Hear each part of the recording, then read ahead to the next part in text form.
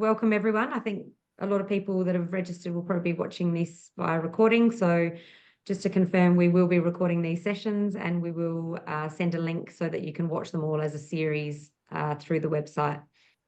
But just welcome. And first, I would just like to introduce Christy and Jenny from Brand Catalyzer.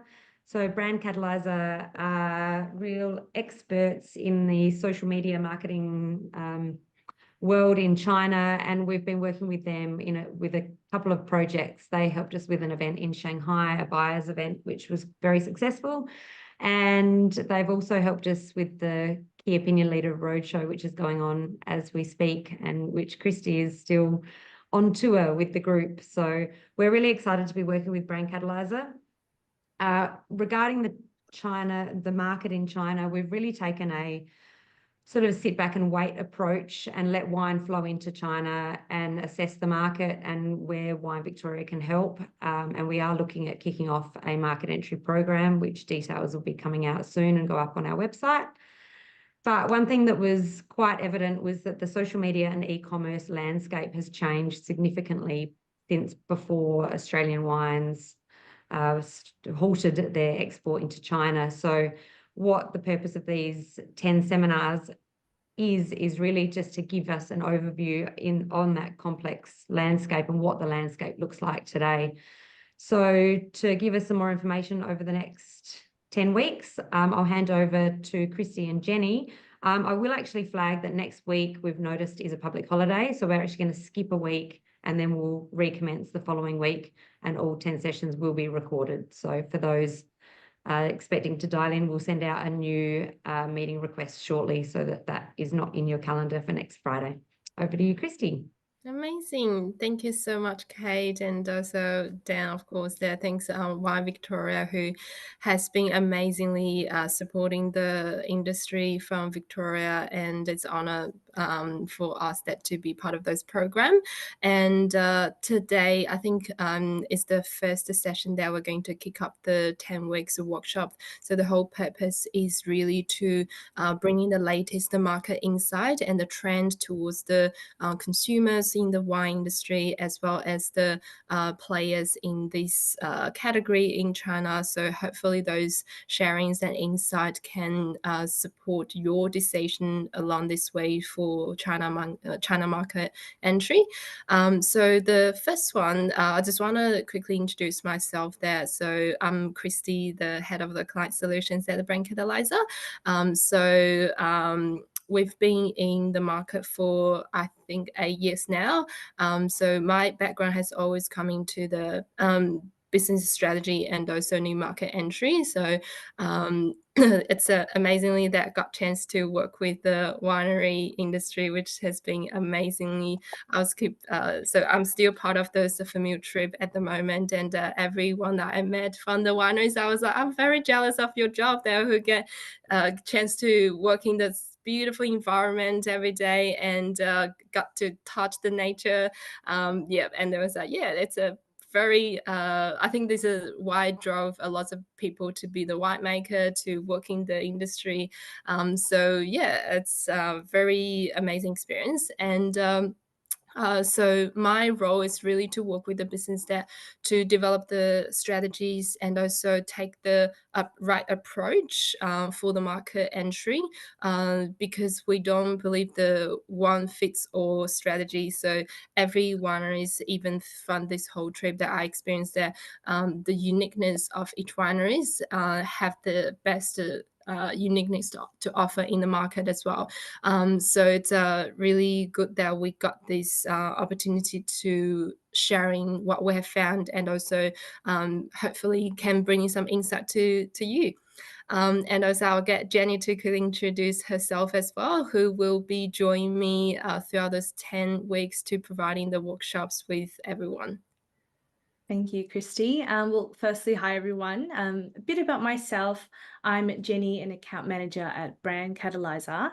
And I guess what I hope to bring to you guys through this webinar series is from the years of my marketing career, that I've been able to work with many brands to explore an array of diverse markets and cultures, including the Chinese culture. And while I specialize in more client and account management, I also work on strategy planning with my clients. So that's about how they can leverage e-commerce, social media, for example. But particularly with the focus on helping brands tailor their strategies to align with a particular target market and connect with their audience. So hopefully together with Christy, we can bring you our experience and take on the Chinese market and just have a great time together. Yeah. Amazing. Thank you, Jenny. Before we start the workshop for today's topic, just quickly recap of what Brand Catalyzer can do throughout the whole journey.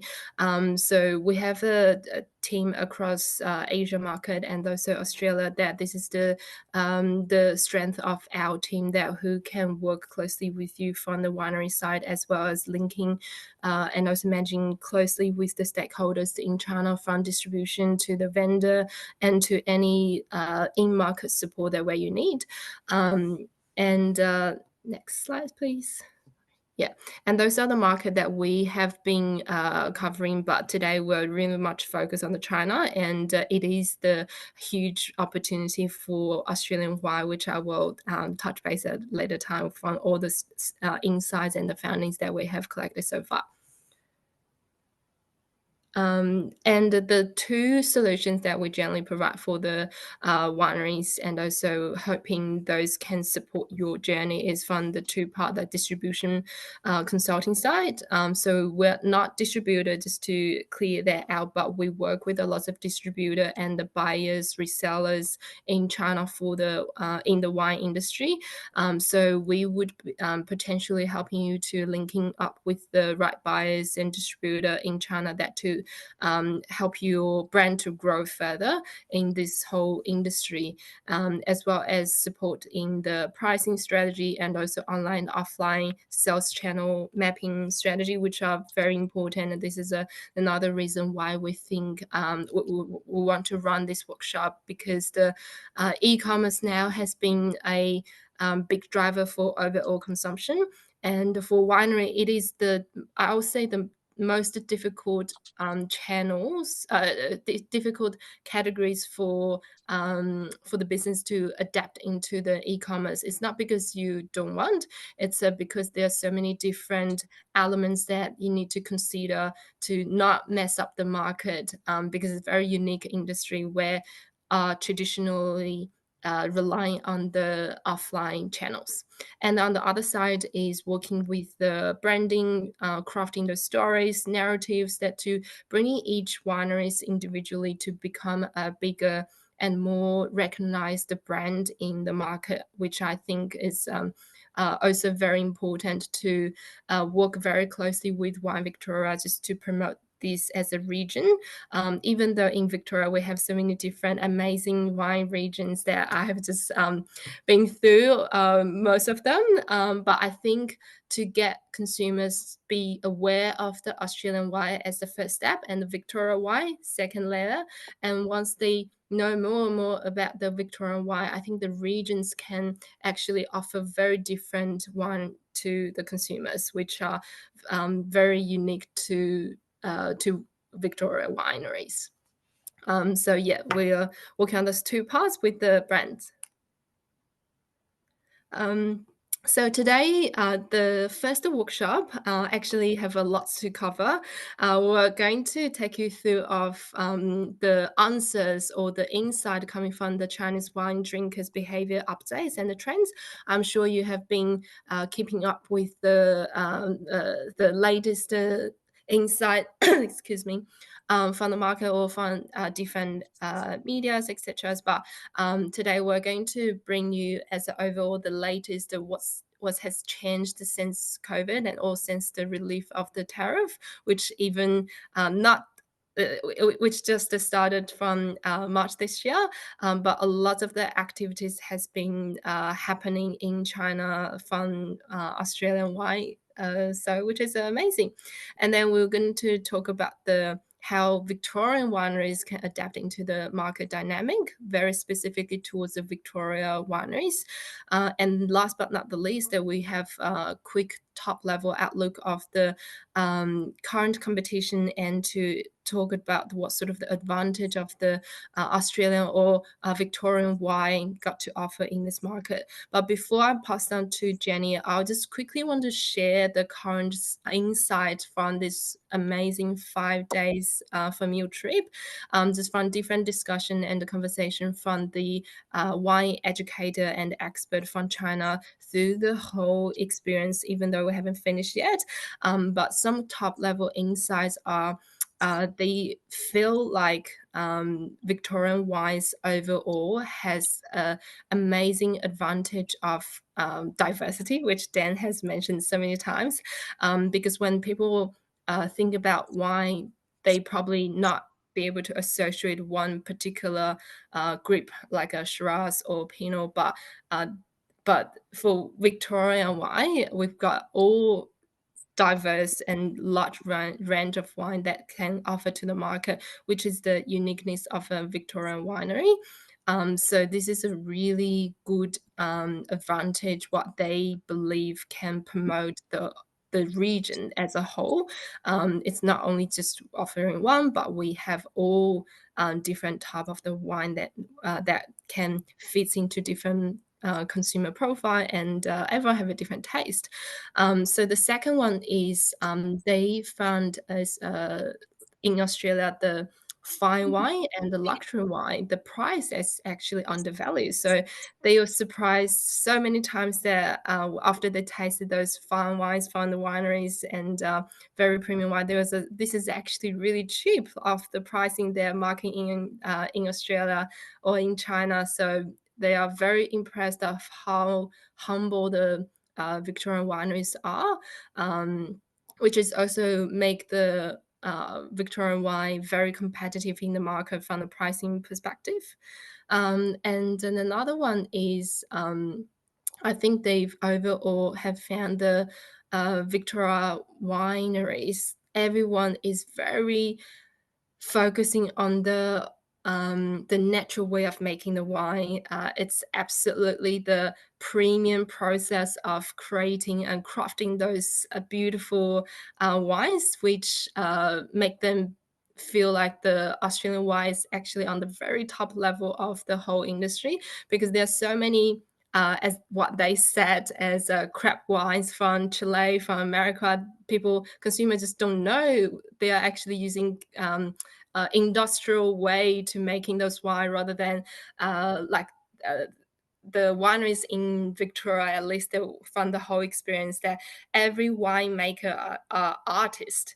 They are crafting the art piece that they are passionate about, and from tasting, from drinking those wine, that you can actually feel the love and the passion they put their hands to touch and feel this whole industry. So I think this is one big insight and touch for me, that just hearing what they said and experienced throughout the whole trip, which makes me feel more confidence to bringing Victorian wines in the market, and we're not just like the low range, but we can offer so much good wine, premium fine wine, luxury wine into the market.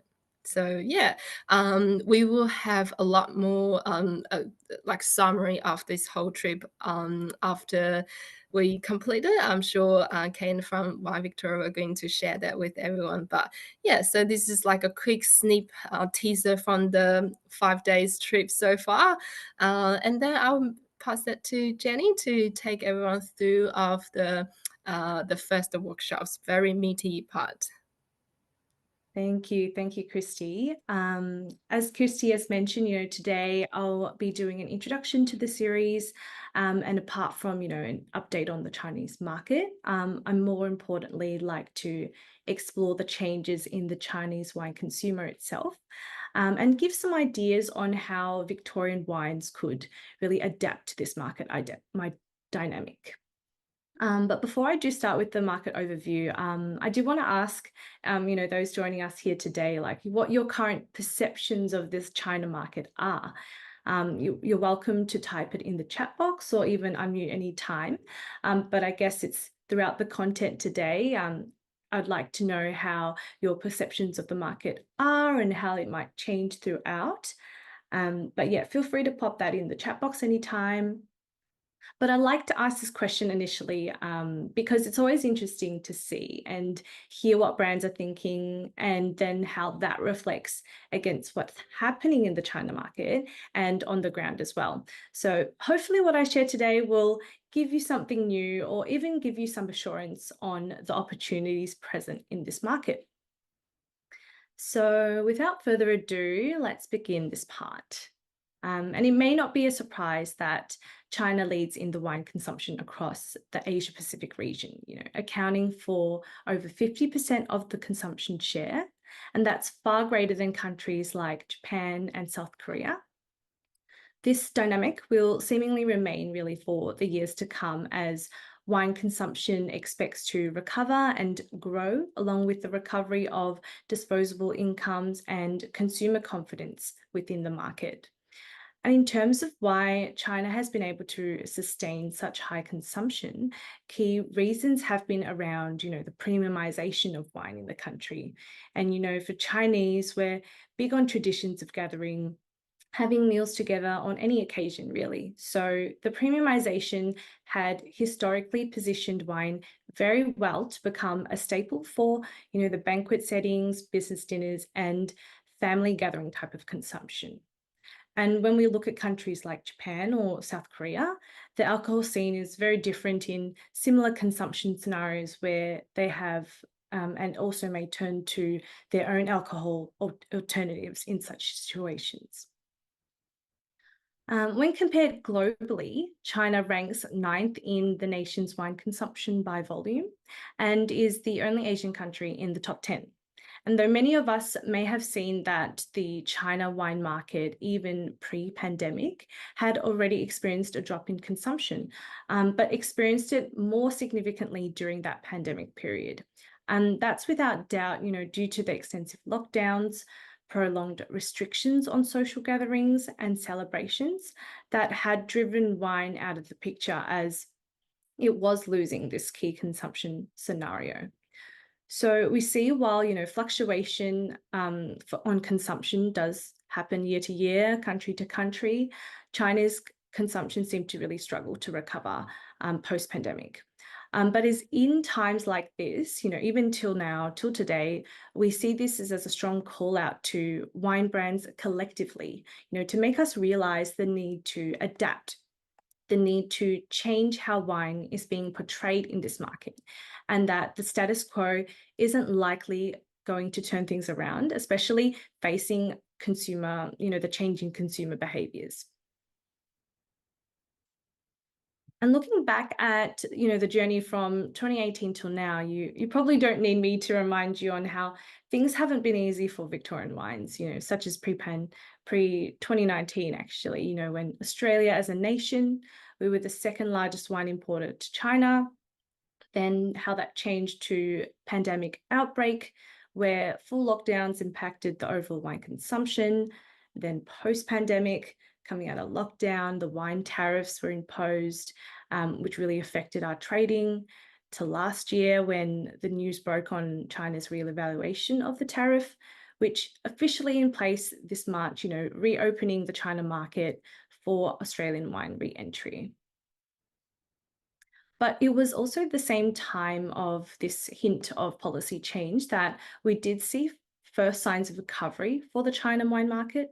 According to data we found from global data, the China wine market value grew by 3.3% year on year, and being the first year of positive growth in the decade. And you may remember that we saw that overall consumption in China was struggling to recover, yet this growth in market values reflecting a clear preference towards, the premium, higher value wines. And I believe Wine Victoria had shared, that the average value of the exports had increased from just under $8 per litre to around $12.30 per litre. But it was this increase is really could be due to the existing Chinese wine drinkers in the market who are becoming more mature and willing to invest for more quality wines. However, we do keep in mind that the consumption levels are struggling because the presence of wine has really shrunk since the pandemic, and there are so many more consumers out there that don't have that exposure and accessibility to wine. And now being affected by that economic state of the country, even globally, it's becoming more crucial for wine brands to work together actually and consider the elements of exposure and accessibility.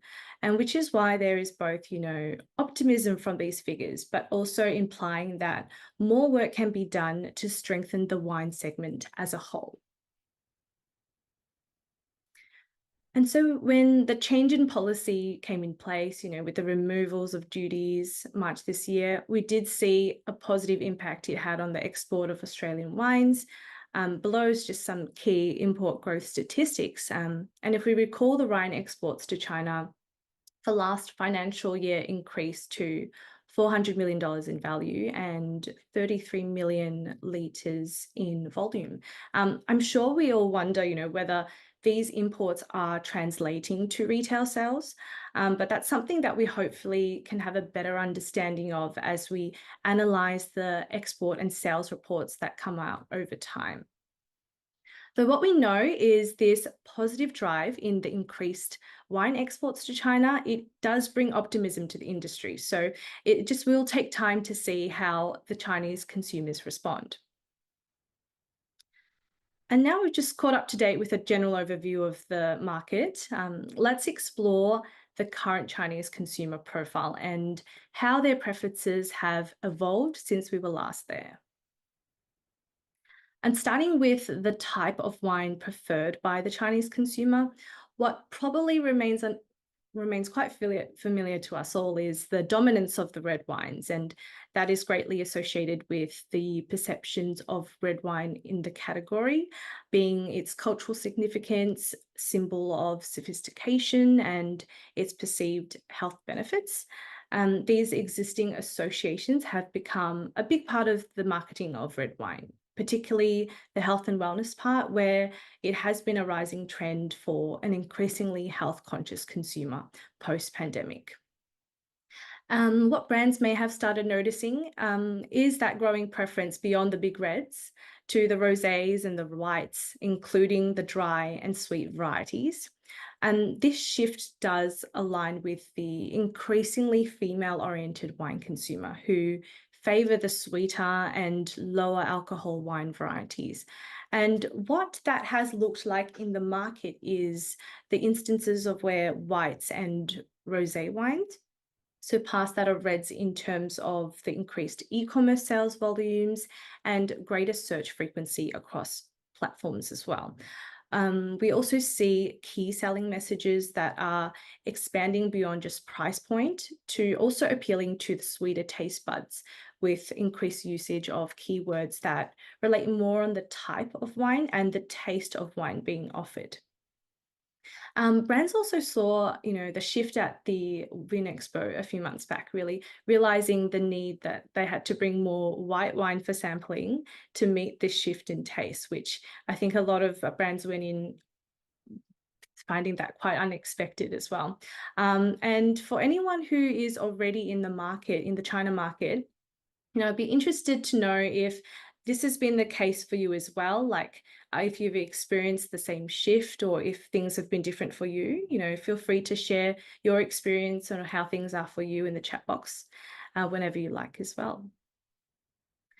But moving on to the wine flavors, the latest consumer survey reports that we could find were conducted in the 2022 by Jingdongcha and Feigua. And at the time, consumers had indicated a preference for semi-dry and semi-sweet wines. So even in 2022, these findings started to reflect an increasingly feminine profile and the popularity of low alcohol beverages. And in seeing this shift, we can see that brands are adapting to how they present themselves by adjusting packaging and product placements that better appear visually to the female audience. And they're using emotional storytelling in their messaging, and placing greater emphasis on elaborating the tasting notes and consumption experience of wine, which is done through copywriting. So this is just an example here, how they touch on, oh, it's the lychee flavor, it gives you life, and you can empty the bottle instantly with its taste. And also more importantly is, the promotion of more accessible drinking scenarios that are working to normalize wine consumption into daily lives of the Chinese consumer. And that is all to make wine become more relevant to target these audiences. And when we look at the perspective of the act of consumption itself, the Chinese are driven to drinking wine by 3 key motivations that we've grouped them in. So first is for the social purposes. It's different to the banquet dinners and the business dinners, which are more focused on the occasion. Chinese consumers are more often drinking to fit in with a social group and to get along with colleagues, for example. And that applies to all genders, whether one-on-one or one-to-many, and is very much driven on the need and the desire to connect with their peers. Another is for the emotional purposes. So they need to stay calm in such an increasingly stressful work environment. Not sure if you've heard of the 996, also called 996 work culture, where it's very common to work, the 9 a.m. to 10 a.m. to 10 p.m. for 6 days a week. But especially for those that, starting out their career, they really need to prove themselves to keep their job. But it's facing this type of work culture and the societal pressures in China, where drinking wine serves as a gateway for them to relieve stress. And even for those who have a work-life balance, it becomes a lifestyle choice for relaxation. So instances of more private drinking occasions, like solo drinking or at-home gatherings, is more commonly seen to achieve this emotional purpose. And apart from the emotional is then the functional benefits that drinking wine is perceived to provide, and some being more commonly known benefits like how it helps with sleeping and improves the heart health. But by understanding these motivations of Chinese consumers, we hope it helps brands identify the strengths in your products, how your branding and communication may align with one of these motivations. And hopefully when you put your brand out there in such a way that consumers are able to feel a sense of connection, a sense that your brand is trying to meet their needs beyond just taste, but also the social, emotional, and functional needs of their everyday life. And coming to look at how Chinese consumers make their purchase decisions, we found another prevalent trend on this perception that brand is becoming more important than the origin of a wine product. Consumer surveys from Jingdongcha show that taste, flavor, and price remain top priorities, with brand perception as the 3rd most important factor in the purchase decision. While the European and domestic brands have been able to increase their market share over the years, that Australian and Victorian wines have been absent, a vast majority of consumers actually have no particular preference in wine origin, and more so have a tendency to choose wines based on how relatable a brand's messaging is and whether it resonates with their taste and them as an individual.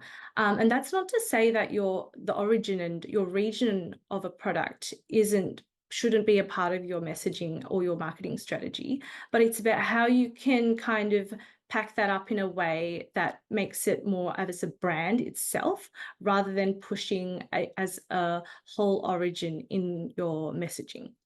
But I guess consumers have also given feedback that they've found that the knowledge of wine regions and wine origins, as well as wine terminology, a bit too complex for the understanding of the everyday Chinese consumer. Being extremely fragmented in the level of their wine literacy, And also in a landscape where there's, so much choice out there, so much messaging, they very much prefer simplified, grounded, in other words, down to earth ways of expression that more directly communicate how a product will address their needs. And as a result of this trend, we will see that brands are promoting more on a brand basis, focusing on what differentiates their brand from others, and creating multiple wine flavors to meet demands of such a diverse market who are looking for a flavor or taste of wine at a particular point in time that appeals to them. And looking at the 618 e-commerce sales from JD.com, many of the top performing wine brands, they have been able to establish a strong brand preference by using a diverse mix of strategies. And we will see that's not only through their diverse portfolio, but their branding, which I will share some cases shortly as well. If we then shift to look at the sales channel preferences, while Christy had mentioned as well, the on-trade forms of wine consumption, they still remain high for offline purchases. But we saw in the International Wine and Spirits Record reports that online purchases have surpassed as the preferred method for alcohol purchases for Chinese consumers. It's with the rapid development of traditional e-commerce platforms like Tmall, JD, Pinduoduo, where wine consumption is also expected to follow this shift as retailers become increasingly moving to an omni-channel retail. It's also important to have an online presence, even though you have an offline store. And that's about offering more platform choices to maximize accessibility for the consumer. And the emergence of new e-commerce concepts like social commerce will become more increasingly embraced as well. So you might be quite familiar with the idea of social commerce, but this blur between the social media and e-commerce, where the social media and the networks allow users to conduct that online buying within the platforms, that extends the functionality of social media beyond the product discovery, the reviews, recommendations, to also involve the transactions and loyalty program implementations. We see this already happening on Little Red Book, Weixin, which is WeChat, and Douyin being the TikTok Chinese version. But we'll cover more on the Chinese e-commerce landscape and how your brand can leverage these social commerce platforms in the coming workshops. So do stay tuned for those if you're interested to explore these. In the hunt for who the top performing e-commerce channels were for alcohol, we looked at several reports and each actually had quite different rankings. So we looked into the separate alcohol sales reports of the different platforms and found that Kuaishou and Douyin, being social media platforms, they were amongst the top performance of alcohol sales, which is interesting because it does reflect that embracement of the social commerce format that alcohol purchases are becoming more a part of daily life and maybe just part of your everyday scrolling on social media. But while sales performance-wise, you see Little Red Book and the Weixin, WeChat, they don't top the sales rankings, but their influence on the customer journey and the significance on marketing shouldn't be overlooked in this case. Now, from a marketing perspective, we do see three key trends emerging and growing in the Chinese market. First is that the market is becoming younger. The wine consumer, besides being more feminine, is also starting to drink at a younger age. So having an appeal to younger audiences becomes more important in your presentation of a product and your marketing strategy as well. But three boxes that you could think about ticking in your strategy is, firstly, how you can make the wine consumption scenario more accessible to every day. Second, how can you engage novel-seeking consumers and allow them to put their mark on it, meaning it needs to be adaptable. And then not to forget that it also needs to be shareable to social media, meaning it is either relevant with the current social discussions or it can initiate social discussions. And that we can understand as the virality aspect of the social media. And, Chinese consumers, we love any reason to go beyond the norms of daily life. So a starting point could be to bring a sense of occasion to the drinking scenarios that we are trying to illustrate for our products. And doing so in a seemingly effortless way, so people have less restrictions and barriers to follow along. The second trend is tipsy era, and in Chinese is called 微醺时代. And this keyword is very relatable to the Chinese consumer and relates to the preferences for the low alcohol wine. And that fits in with the growing change in consumer lifestyle and culture, where alcohol consumption is becoming less serious and more a part of the daily life. So rather than heavy drinking when you're out having these big gatherings and for a festival, whatnot, there is more increased need for drinking in moderation just to get a bit tipsy. And this tipsy era does correlate quite directly to the key motivations that I touched on earlier, where this increased frequency in drinking is a means to meet their needs for social, emotional, and functional. So it's this habit of drinking in moderation whilst still making sure that I can get up for work the next day and still function properly. So we'll see the low alcohol options becoming increasingly available and accessible within the city streets, so such as a cafe at day and bar by night type of format. So again, consider the accessibility of your product. Which tipsy era scenarios are suitable for your product when you are marketing to this consumer.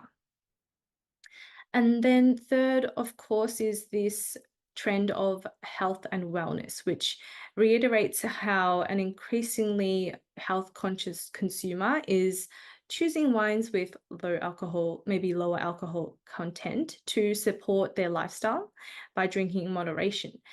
This overlaps slightly with the tipsy era consumer, but they are more aware on the functional outcomes of their drinking habits. So they're evaluating the health benefits of their beverage choices and considering how wine compares to other alternatives in the market. We see Chinese consumers are turning to wine over other beverages for its associated health benefits, which does give rise to categories like the white wines, low alcohol, or even alcohol-free wine is becoming especially popular amongst young consumers. So in covering these three key trends, we've seen that this is influencing the marketing style towards Chinese consumers in the market. And you'll find that the tone of voice of a brand becomes important. It's like making friends with the consumer. You need to dress your product in a way and speak the way they do and be places where they want you to be. So in saying that, really think through your China marketing strategy in how you can communicate your brand in a way that's relevant to the consumer you want to attract and be friends with even. So this conversation will vary brand by brand, since each Victorian wine brand is so unique in itself. And it will also depend on how creative or adaptable you may want to be in this market. And next, let's talk a little bit about the competitive landscape of the wine segment. So when we think of wine brands, we know there are definitely brands like Penfolds, Lafite that come to mind. But if we look at the composition of market share, the top 10 brands, as opposed to the remaining market, hold only a third share. While a majority of the market is composed of many weaker brands, presenting a more friendly playing field for us. Unlike categories of the baijiu and spirits in China market, where there are really strong brands that dominate the market and make it a less welcoming playing field for new entrants. So here we can see this difference in market share, where top 10 brands in baijiu and spirit segments, they take up over 60% of the market. A very different playing field to the wine segment, which is less consolidated, but it's also showing that the wine consumer is much more open and trying diverse tastes and types of wine. And in saying that, this suggests opportunities for wine brands to really build and strengthen brand influence to tap into this highly fragmented market, which, if we learn from Baijiu and spirit segments, is about finding and cultivating a core consumer through localized branding, establishing key partnerships, and expanding your share of voice on social media and so on. So it's quite clear, that wine brands are not only facing competition within the segment, but also from other alcohol substitutes like baijiu, beer, spirits, amongst, a larger number of the alternative choices. But tracing back to the rise of wine, where it had been traditionally positioned as a luxury good and was consumed for the special occasions, it was actually put in an extremely competitive scenario that the baijiu and spirit segments had also been fighting for in the China market. And we see that more recent shift in consumer lifestyles where, and their preferred occasions, once again, indicated the need that wine brands do need to explore the key consumption scenarios beyond the traditional and closer to the everyday lives of the Chinese. And to be precise, it's the social gatherings and the personal consumption scenarios and occasions that we think show great potential in how wine as a category could adapt and fight for market share from other alternatives. Here are just some examples of consumption scenarios that have been more prevalent in the West and European countries, but now are seeping into the local lifestyles and becoming more embraced by Chinese consumers. So we see our good old mulled wine, spiked popularity during the winter and festive seasons. It was this garnish presentation for on-trade and the do-it-yourself format that could be easily replicated at home, which allowed it to be really resonate with the younger and novel-seeking consumer. And I guess with having a heated wine was kind of aligned with the health and wellness kind of traditions of the culture of drinking warm beverages during cold months to take care of your body. So that really worked well. And then with sparkling wine, it's becoming more associated, with consumers seeking a refreshing and cooling choice during the hot summer months. And also rosé, which has naturally attracted consumers to become a part of a more social, fun gathering situation and atmospheric girls' time. So in talking about how to make your product's consumption scenario more relatable to every day, it would be worth looking to and taking inspiration from how other beverage alternatives have been marketed to the Chinese. So for example, think about how Chinese embraced coffee culture. We're so big, we're amazing at coffee, and that has really synced in with the Chinese demographics. And also think about how milk tea or how bubble tea came about, how that's really skyrocketed across markets. But, we've seen collaborations on Moutai and Rixing, which is Luckin coffee. But we see these cross-industry collaborations that we can hopefully take inspiration from, and hopefully that could plant some seeds for thinking in how you may want to tackle your marketing a bit differently. And after covering all these different aspects of the market, let's briefly look at what some brands are doing in the market to adapt to this change. So first is Penfolds, very iconic brand known for its strong marketing and branding capacity. It has allowed it to become one of its strongest wine brands in China. But what we can learn is not just how diversified its portfolio and how big of a marketing budget they have, but it's how they are adapting to the changing market by capturing the younger wine consumers. So their recent product range, One by Penfolds, was one that really targeted the younger demographic. This range was built on a cross-industry partnership with a streetwear fashion brand founder, Nigo. So he is the creator of brands like Kenzo, A Bathing Ape, and Human Made. So this partnership was able to appeal to its audience for a number of reasons. So first, most evidently is from its packaging, incorporating this fashion designer's signature animal motif drawing to represent different winemaking regions, and then to give each wine its own personality, which gave consumers a contrasting experience of combining elements of the old and the new. And it is this contrast that provides a refreshing take on wine packaging and attracts that novel-seeking and young consumer. Then from a PR and brand activation point of view, Nigo himself as a hip hop producer and DJ and with his fashion influence in streetwear, it resonates with the hip hop and rap generation of youngsters, which is also a music genre that's rising in China at the moment. And that made it natural for One by Penfolds to appear at music festivals and live house performances. Then to the marketing side of things, they pushed this new visual through media and influencer seeding and paid ads, and made it very clear in their messaging that it was positioned to be young, fashionable, and innovative in its style.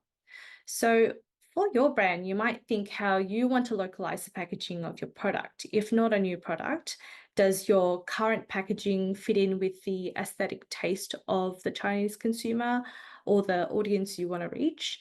Are there any desirable partnerships that you can explore, whether cross-industry or within a similar segment? Are there any local activations that make sense to the brand image you're wishing to portray? And then are you communicating this effectively in your marketing, in your visual copy, and through the people who are also engaging with your brand? Another Australian case, Oswan Creek, offers an example of how an Australian winery brand can directly manage its communication and how it presents itself in the China market. So Oswan offered tailored products specifically for the Chinese market with their Zodiac wine range. This product strategy might be an example of how your brand could create a hero product that is exclusive for the China market, such as creating limited editions or even localizing the packaging to involve cultural elements and be in a language they understand. They've also been able to maintain their presence on social media and which helped them maintain their presence in the market, by managing these official accounts and sharing how they interact with the market, even whilst, tariffs were in place, they would still be present. And then also having a storefront across their social accounts to allow consumers to access product information. So even though during times, there's not all times you can be selling through or you have stock on your channels, but to have that product page there, consumers can learn about your product and have that awareness and potential interest in place to be ready for purchase the next time they think of your brand. So again, maybe your brand can offer something that makes the Chinese consumer feel special. So possibly adding an element of cultural relevance, which just adds a bit more exclusivity than a generic product. And then also thinking about establishing and maintaining an active presence in the market, which is also important for consumer confidence in the brand, knowing that you are actively staying in touch with the consumer. A domestic case being Changyu, one of the oldest domestic wine brands in China. Their brand is built on strong heritage and traditional winemaking techniques, but we also see their take on adapting to the changing market by broadening their portfolio of wines to target different demographics in the market. For example, they launched Xiaotao, which is bottle here, but you see it's a very youthful product line. It's very different from their original brand, but they launched this under a separate name. And so this is a product strategy that maybe can be taken when you feel like your original brand name or your original product is difficult to extend across to new or other demographics you want to explore. So that offers another perspective on how you can bring a new product or a localized product to market without impacting your existing brand. And from Changyu's marketing, we see in general that they employ a more lighthearted approach which is prevalent in their content creation. You know, they focus on resonating with the audience through a more down-to-earth approach that is more relatable to their daily lives. They also make their products more accessible through e-commerce. They also do live streaming during key sales periods, and it becomes quite common to have 24-hour live streaming. Yes, it's very intense, but we see their use of digital channels for consumer purchase to really increase the likelihood of engagement with their audience. And I want to finish the case with this section on Great Wall. So they are an example of how a product that had initially positioned for high-end consumption, targeting the national officials, you know, a bit more of the political banquets consumption scenario, how they have had to adjust their strategy to focus on occasions that were more applicable to the average, or we say the everyday consumer, such as more family and festive gatherings. You know, as consumers they're placing less emphasis on the prestige or the status symbols of wine, and more on the pleasure and discovery elements. So Great Wall, we see, have chosen to focus on Douyin, so the TikTok, which is known as TikTok outside China, where their content is primarily on the product discovery element, and education on the tasting notes of their wines. And they do that by speaking through the voice and face of young consumers. So this is an example of how your product and your brand could leverage digital marketing tools to change perceptions of consumers if they're different or you need to change throughout your strategy. But Great Wall use this method of repetition by constantly feeding consumers with content that is reminding them of the occasions and associations that they want you to know about when you should buy from them, and then speaking to the consumer they want to reach through the voice of the consumer.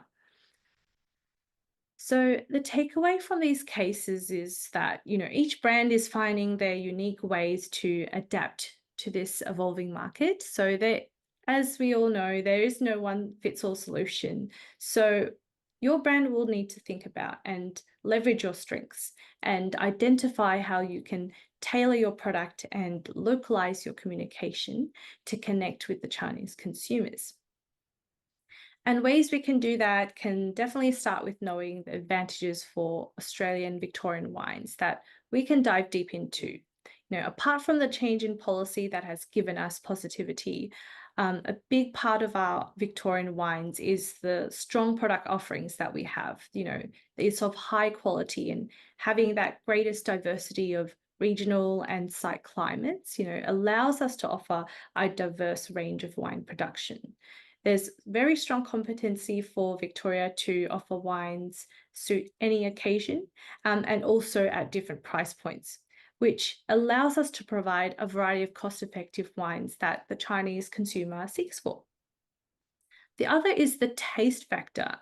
It's this biologically diverse Victorian landscape that we're in that allows our wine brands to craft some of the most favourable tasting wines, you know, that have a lovely and fruit-forward character, and it's more appealing to the Chinese palate.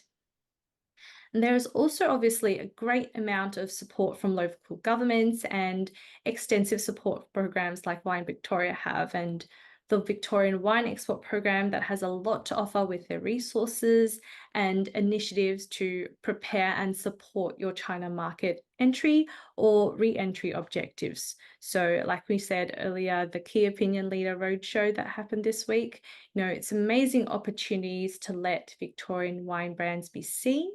And of course, this webinar series that we are bringing you, we hope that the coming workshops will help give you a better understanding of how you can navigate the China market, especially from an e-commerce and social media perspective, to better position yourself and your brand for success.